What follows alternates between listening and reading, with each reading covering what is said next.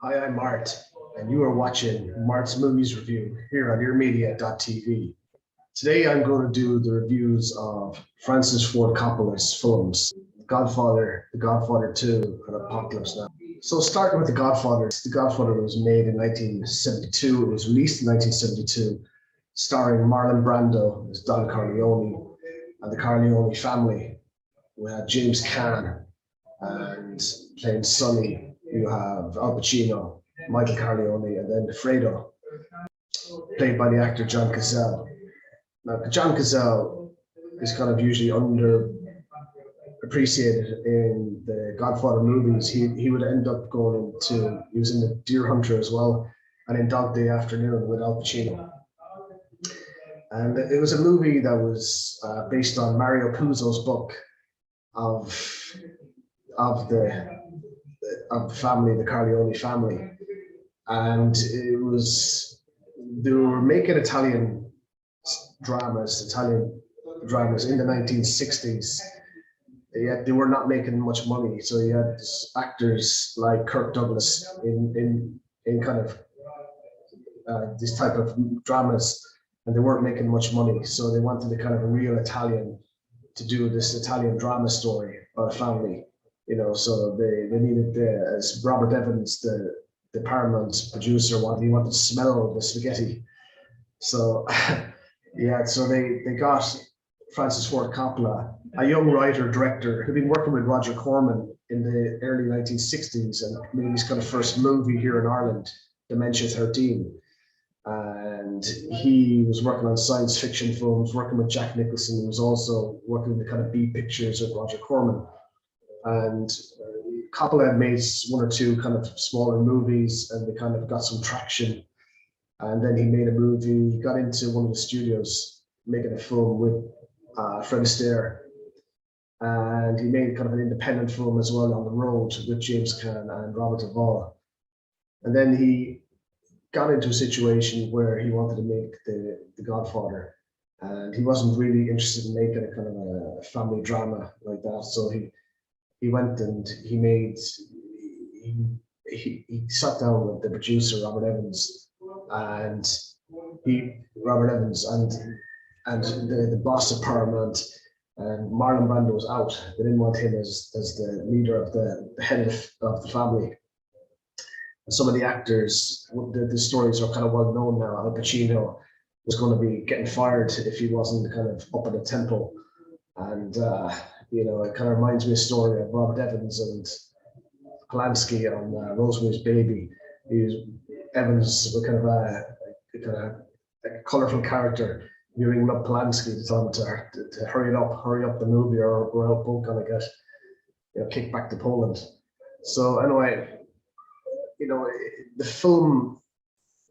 There's great stories about the making of the film, even more than the film itself. But essentially, the film is about family and the patriarch and his sons, and succession, and how succession is not always what it seems. It's kind of biblical like that. It's not always the obvious chosen person who will succeed.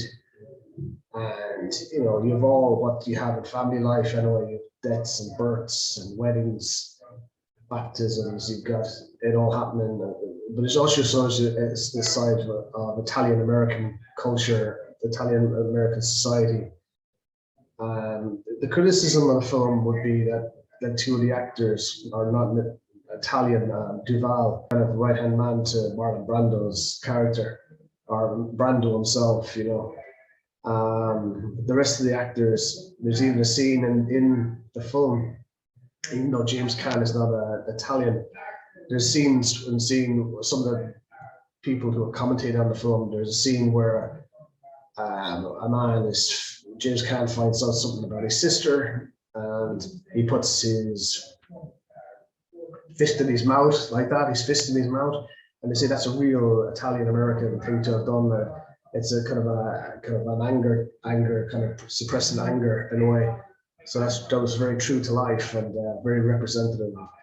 A lot of these actors are method actors anyway. They want to perform and be truthful in their work while they're playing characters. I mean, even the scene, there's some amazing scenes in the film, like, you know what I mean? But even the scene which I consider a kind of father-son scene, where Brando is with James Caan at a meeting, and James Caan starts speaking, and he tells him never do that again. Don't interrupt me at the meeting, family, about the family at the meeting.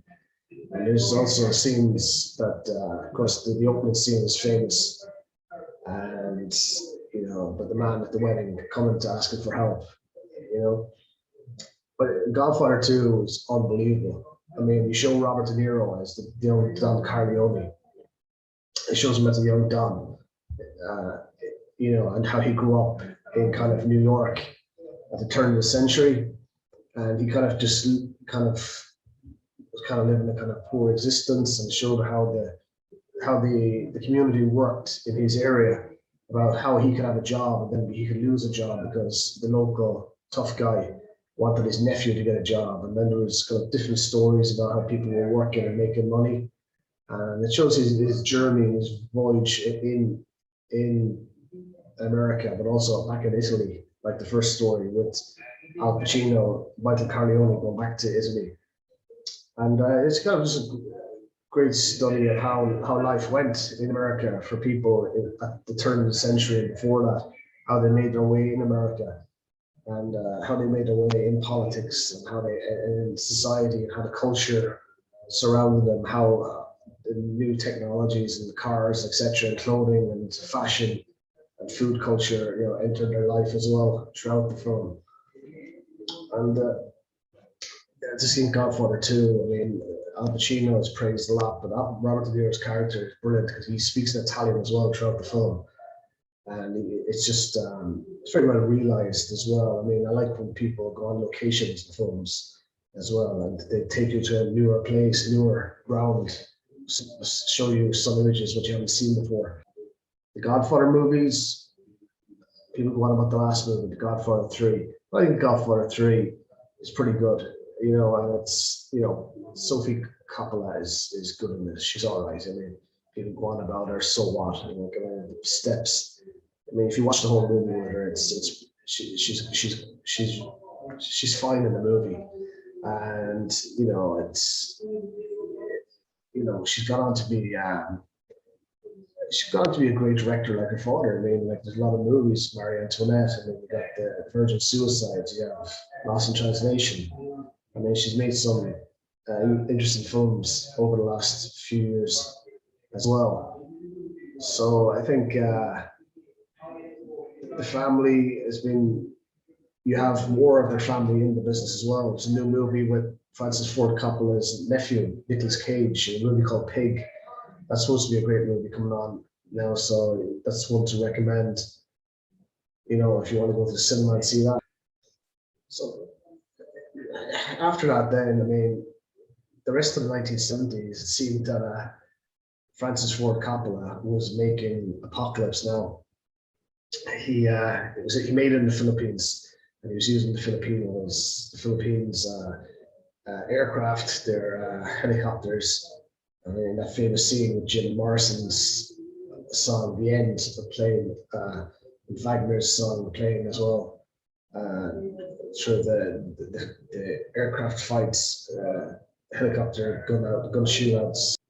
Apocalypse Now is kind of it's kind of people say, is it a war movie or is it an anti-war movie? It's probably both. It's probably just a documentary of the war. Even like Francis Ford Coppola plays a scene where he's a documentary filmmaker, just getting reactions to the war from soldiers while he's filming it. So there's kind of satire and surrealism going on with the movie as well. About Martin Sheen's journey up the river to try and to kill Marlon Brando's Colonel Kurtz, who's gone kind of AWOL and gone kind of native.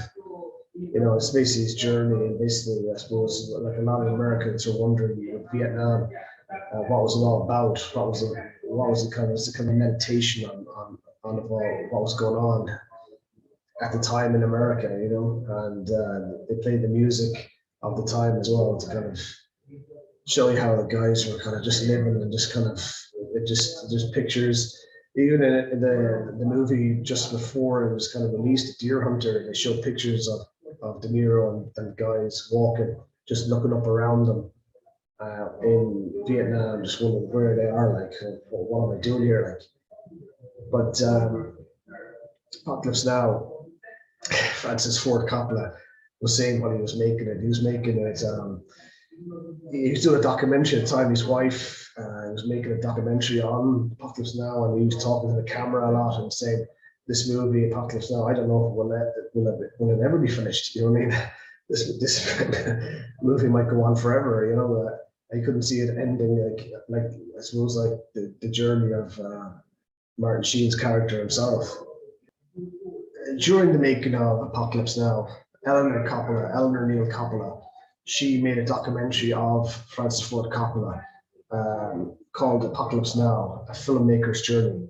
It's a very powerful documentary about the stresses and strains, the heat of living in the Philippines at the time.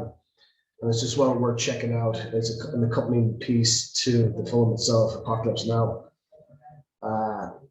The first time I saw it was many years ago, the first Apocalypse Now. I was just amazed by the visual imagery of it.